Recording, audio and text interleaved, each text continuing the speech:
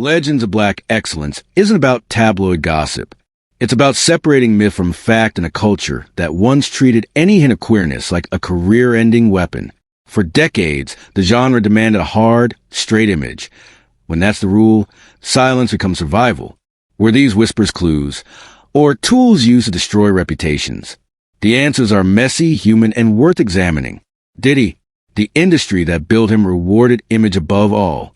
In a federal trial that ended in mid-2025, he was acquitted of the most serious trafficking and racketeering counts, but convicted on 2 counts of transporting individuals for prostitution.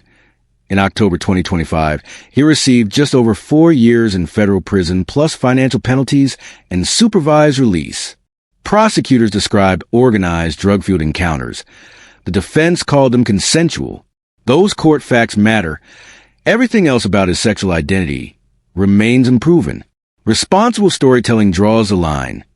Criminal conduct established by a court is not the same as proof of someone's orientation. Dr. Dre. Rumors about Dre trace back decades and were amplified during the death row era feuds, most loudly by Suge Knight. Claims circulated in diss tracks and street talk without verifiable evidence. The woman often cited has denied making the allegation. Dre has never publicly labeled his sexuality and has shown relationships with women, but public romance isn't proof either way. Bottom line, long-running accusations, no credible confirmation. Mostly a product and era that weaponized homophobia. Eric Sermon. As one half of EPMD, his musical legacy is clear. The rumor mill that named him came largely from radio chatter in the late 90s and early 2000s, notably Wendy Williams, and spread through clubs, mixtapes, and gossip sites.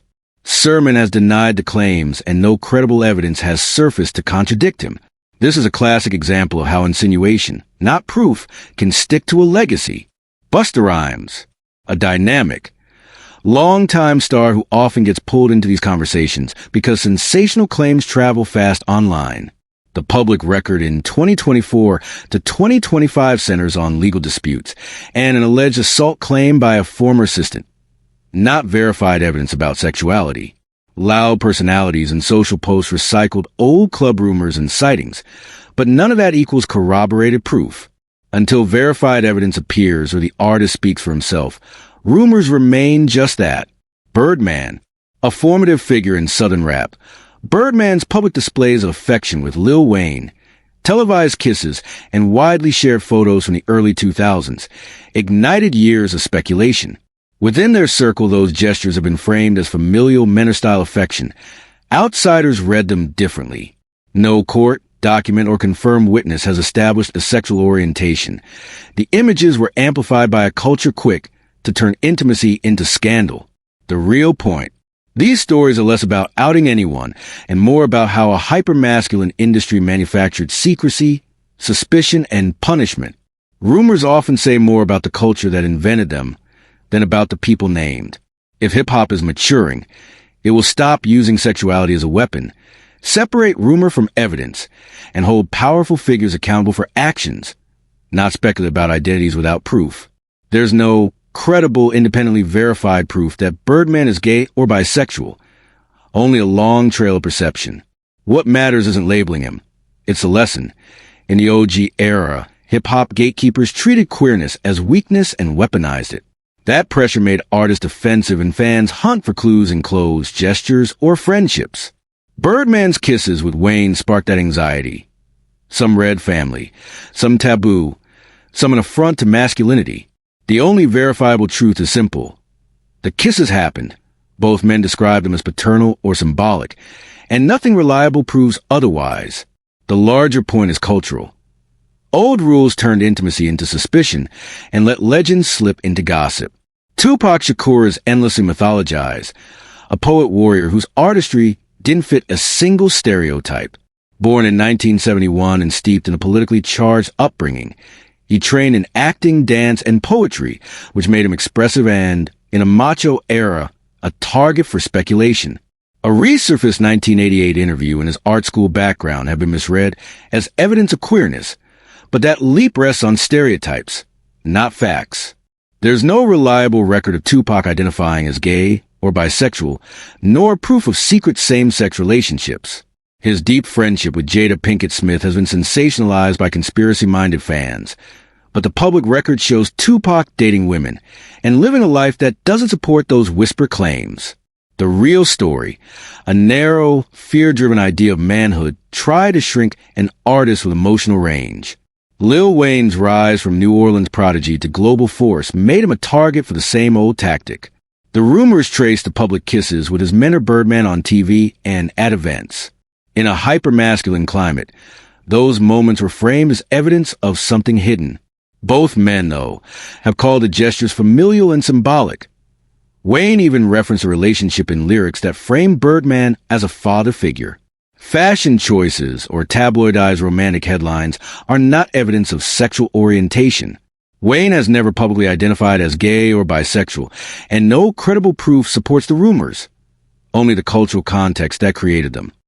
Ludacris Christopher Bridges is a clear example of how modern viral moments can resurrect old tactics and turn them into a spectacle. In January 2024, comedian Cat Williams made explosive claims about him. Claims that spread fast and loudly but remain uncorroborated. Instead of feeding the machine of rumor, Ludacris chose to answer in the place he's always let do the talking, his work. He mocked the conspiracy where it deserved mockery and doubled down on what defines him publicly, his craft, his music, his career. The difference matters. There's no verified proof that he is gay or bisexual, and the way the story exploded shows how the internet still rewards insinuation over verification. Viral outrage gives momentum to whispers. It rarely asks whether the whispers are true. Exhibit Alvin Joyner is another casualty of this pattern, pulled into debate not by new evidence but by the resurfacing of an old anecdote. In 2009, he described walking into a party scene that surprised him and then leaving. A simple memory, spoken in context. But a clip of it recirculated years later, and nuance evaporated. What was a moment of surprise became clickbait about identity and behavior. Exhibit never claimed participation, never framed that memory as proof of anyone's orientation. His decades-long public life, collaborations, work, and relationships speak to a very different, much fuller reality than a reductive headline that tried to define him overnight. When you step back from these individual cases, a pattern emerges that's older than social media. In the OG era of hip-hop, labeling someone gay was often a weapon, a calculated move to erode someone's toughness, street credibility, or status. That reflex didn't die with the cassette tape or the mixtape. It migrated onto feeds and timelines. Today, the same tactic can be deployed with a single clip, a single mischievous comment, or a re-uploaded snippet. Clothes, gestures, friendships, or a single viral moment become evidence in an invented trial. The culture that once treated insinuation as disqualifying still shapes how we read and retell stories about artists. This isn't just about protecting reputations. It's about how stigma and rumor shape memory. When innuendo is allowed to stand in for evidence, two things happen at once.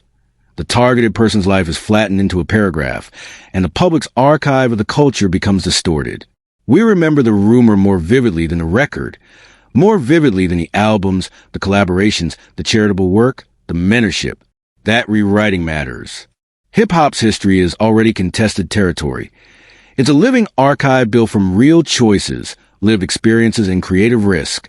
Allowing sensationalism to overwrite nuance does real harm to that archive and to the people inside it. Responsible storytelling, whether you're a podcaster, a writer, a TikTok creator, or a casual commenter, has to put verifiable facts first. That's not a call to sanitize or avoid hard questions. It's a call to ask for evidence, to preserve context, and to resist the adrenaline of share click that rewards gossip. It's also a call to empathy. Private lives are private for a reason. Curiosity does not grant entitlement. The rush to unmask doesn't make anyone a better critic. It makes the critic complicit in a culture that trades human complexity for cheap engagement. There's a better script waiting to be written for how we handle these moments. We can choose to celebrate craft over conjecture. We can center accountability where accountability belongs, in the way artists treat each other in their communities, in how they use influence, and in their bodies of work, not in their closets. We can insist that a claim be corroborated before it becomes a banner headline. We can remember that the cost of a viral lie is paid in personal dignity and historical accuracy. Ultimately, the real takeaway isn't unmasking private lives. It's recognizing how stigma and rumor have long shaped the way hip-hop remembers its own. If we want a culture that honors bravery and craftsmanship, we must also be brave enough to demand better sources, to prize nuance, and protect fidelity to truth. That's how we honor the artists who built the scene, by treating their legacies like the multi-layered histories they are, not like tabloid fodder. When the internet tempts us to reduce people to a viral sensation, we have a choice. Join the rumor or defend the record. Choose a record. It tells a story worth telling.